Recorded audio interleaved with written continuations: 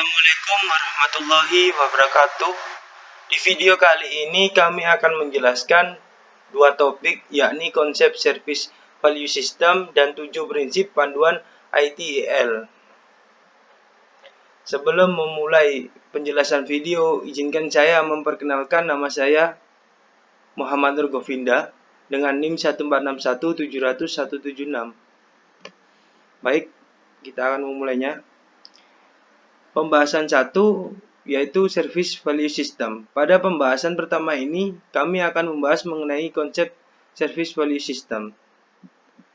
Kedua, 7 prinsip panduan ITIL. Pada pembahasan 7 prinsip yang terdapat di dalam panduan ITIL.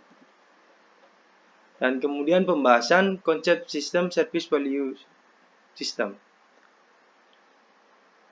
Konsep sistem Service Value adalah visualisasi dan pembentukan sistem nilai layanan dalam suatu organisasi merupakan kebutuhan esensial lingkungan bisnis modern. ITIL 4 mempertimbangkan Service Value System atau biasanya disingkat SPS yang menggambarkan representasi berbagai aset layanan, komponen dan aktivitas organisasi sepanjang siklus hidup layanan. Secara keseluruhan, Service Value System atau biasa yang disingkat SPS yang digambarkan dalam ITIL 4 harus memfasilitasi dan menekankan pada integrasi dan koordinasi di seluruh aliran nilai layanan dan harus memberikan arahan kepada organisasi melalui pendekatan yang kuat dan terpadu dengan mempertimbangkan kebutuhan akan fleksibilitas, kemampuan beradaptasi oleh organisasi untuk memungkinkan keberlanjutan dan konsistensi. Berbagai komponen ITIL Service Value System. Yang pertama ada prinsip-prinsip panduan. Prinsip-prinsip panduan ini adalah dimaksudkan dengan rekomendasi yang dapat memandu organisasi dalam semua keadaan terlepas dari perubahan tujuan, strategi, jenis pekerjaan, atau struktur manajemennya. Dan kemudian yang kedua ada tata kelola. Jadi tata kelola adalah cara yang digunakan organisasi untuk diarahkan dan dikendalikan. Kemudian ada service value chain. Adalah serangkaian aktivitas yang saling berhubungan yang dilakukan organisasi untuk memberikan produk ataupun layanan yang berharga kepada konsumennya dan untuk memfasilitasi atau merealisasikan nilai. Dan kemudian ada perbaikan berkelanjutan. Perbaikan berkelanjutan ini adalah kumpulan sumber daya organisasi yang dirancang untuk melakukan pekerjaan atau mencapai tujuan. Kemudian ada praktek.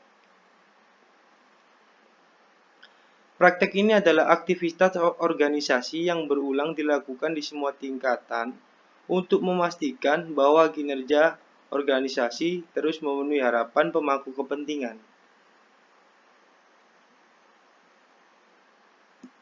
Organisasi harus terhubung kembali, secara langsung atau tidak langsung, dengan nilai untuk dirinya sendiri, pelanggannya, atau pemangku kepentingan lainnya.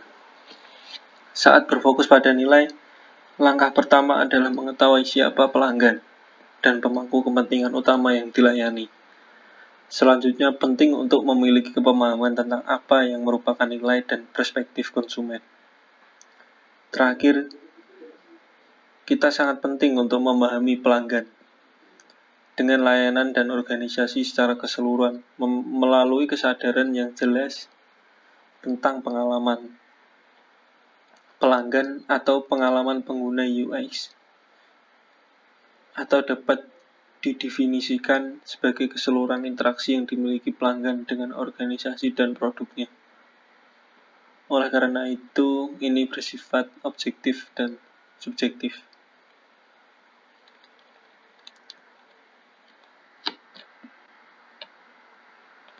Dua adalah mulailah dari tempat Anda berada. Saat melakukan peluang perbaikan, tidak perlu atau bijaksanalah untuk menghapus apa yang telah dilakukan di masa lalu dan membangun sesuatu yang benar-benar baru, karena ini dapat membuang-buang waktu dan biaya serta kehilangan kesempatan untuk memanfaatkan apa yang sudah ada. Jangan memulai kembali tanpa terlebih dahulu mempertimbangkan apa yang sudah tersedia untuk dimanfaatkan. Layanan dan metode yang sudah ada harus diukur dan diamati secara langsung untuk memahami dengan benar keadaan saat ini dan apa yang harus dilakukan kembali darinya. Keputusan tentang bagaimana melanjutkan harus didasarkan pada informasi yang seakurat mungkin, namun pengukuran harus digunakan untuk mendukung analisis dari apa yang telah diamati daripada menggantikannya. Karena ketergantungan yang berlebihan pada analisis dan pelaporan data dapat secara tidak sengaja menimbulkan bias dan resiko dalam pengambilan keputusan. 3. Melanjutkan dengan umpan balik. Yang dimaksud di sini adalah tahan godaan untuk melakukan semua sekaligus.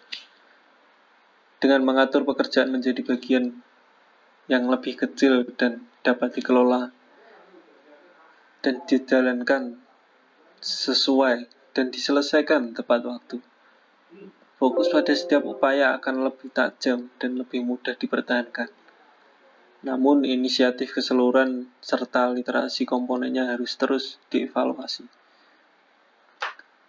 dan berpotensi direvisi untuk mencerminkan setiap perubahan dalam keadaan dan memastikan bahwa fokus pada nilai tidak hilang. Mencari dan menggunakan umpan balik sebelum, selama, dan setelah setiap interaksi akan memastikan bahwa tindakan berfokus pada dan sesuai bahkan dalam keadaan yang berubah. Setelah diterima, umpan balik dapat dianalisis untuk mengidentifikasi peluang perbaikan risiko dan masalah. Selanjutnya, poin keempat, berkolaborasi dan mempromosikan visibilitas. Ketika inisiatif melibatkan orang yang tepat dalam peran yang benar, upaya mendapatkan keuntungan dari dukungan yang lebih baik, relevansi yang lebih baik, dapat berdampak pada pengambilan keputusan dan meningkatkan kemungkinan keberhasilan jangka panjang. Solusi umumnya merupakan kebijakan yang lebih baik daripada pengecualian, karena solusi kreatif, kontributif dan antusiasis dan perspektif penting dapat diperoleh dari sumber yang tidak terduga. Bekerja bersama dengan cara yang mengarah pada pencapaian nyata membutuhkan informasi, pemahaman, dan kepercayaan. Langkah penting pertama adalah mengidentifikasi dan mengelola semua kelompok pemangku kepentingan yang ditangani organisasi. Kelompok pemangku kepentingan pertama dan paling jelas adalah pelanggan. Karena dalam manajemen layanan, tujuan utama organisasi adalah untuk memfasilitasi hasil pelanggan.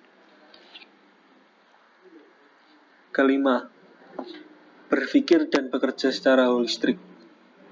Tidak ada layanan praktik, proses, departemen, atau pemasok yang berdiri sendiri.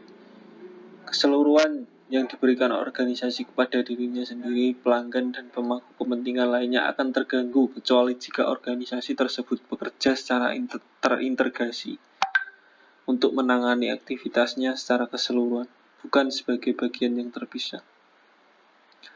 Mengambil pendekatan holistik untuk manajemen layanan termasuk membangun pemahaman tentang bagaimana semua bagian organisasi bekerja bersama secara terintegrasi.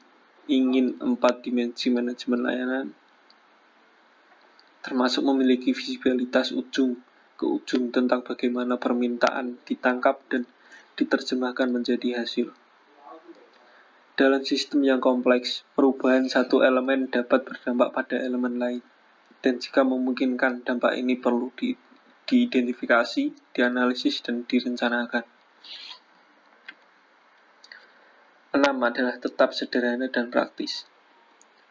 Selalu gunakan jumlah langkah minimum untuk mencapai tujuan. Pemikiran berbasis hasil harus digunakan untuk menghasilkan solusi praktis yang menghasilkan hasil dan berharga.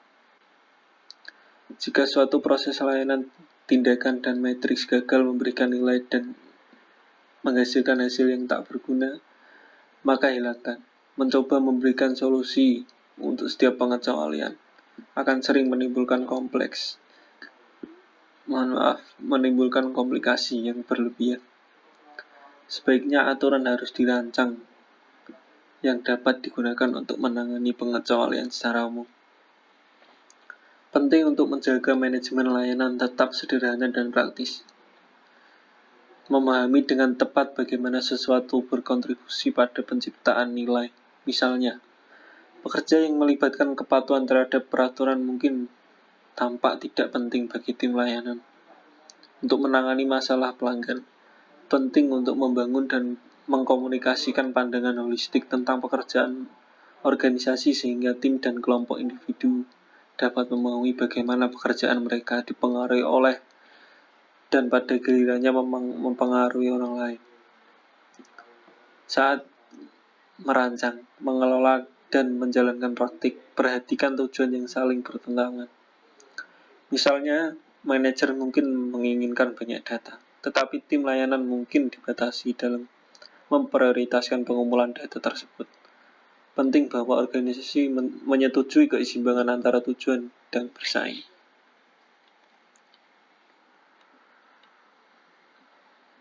Poin terakhir, poin ke-7, mengoptimalkan dan mengotomatiskan. Organisasi harus memaksimalkan nilai pekerjaan yang dilakukan oleh sumber daya manusia yang teknis mereka. Teknologi dapat membantu organisasi untuk meningkatkan dan melakukan tugas yang sesering mungkin dan berulang-ulang. Memungkinkan sumber daya manusia digunakan untuk mengambil keputusan yang lebih kompleks. Generasi baru alat kognitif semakin memperluas peluang ini. Namun teknologi tidak boleh selalu diandalkan tanpa kemampuan dan campur tangan manusia.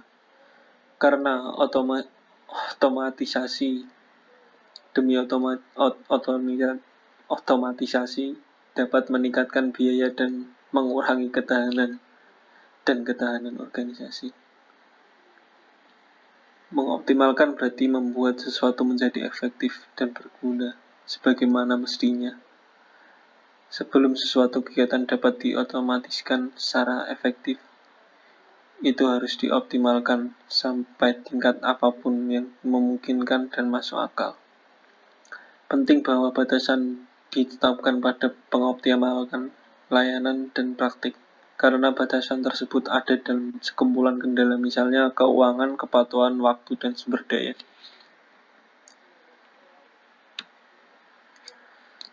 Jadi sekian dari video ini, hasil dari presentasi kelompok kami. Saya mewakili teman-teman mengucapkan sekian. Wassalamualaikum warahmatullahi wabarakatuh.